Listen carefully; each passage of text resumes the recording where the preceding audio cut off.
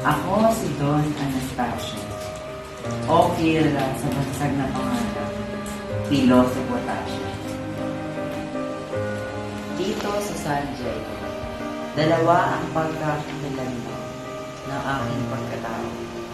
Sa mga edukado, ako ay isang pilosopo o henyo.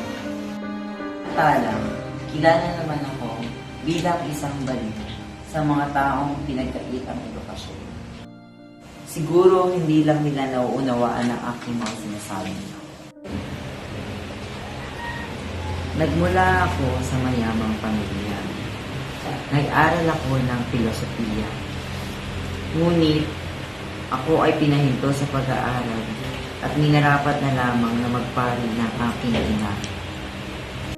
At naniniwala siya na ang aking katalinuhan ay ang magiging sanhi sa pagkalimot sa Diyos.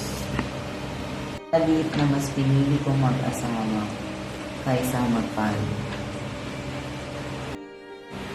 Madalas akong nilalapitan ng mga tao para sa paghingi ng payo.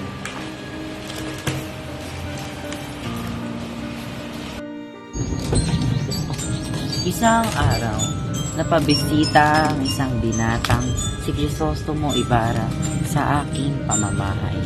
Siya ang anak ng dati kong kakilala na si Don Rafael Ibarra.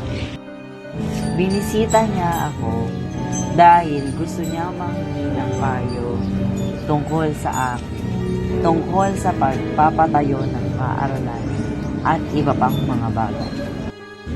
Ibarra, tingnan mo ang pangalan ng punong pinanagin.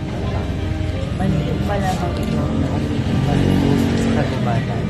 Kaya naman, nilagyan ko ito ng ganun upang kumapit ang mga ulat.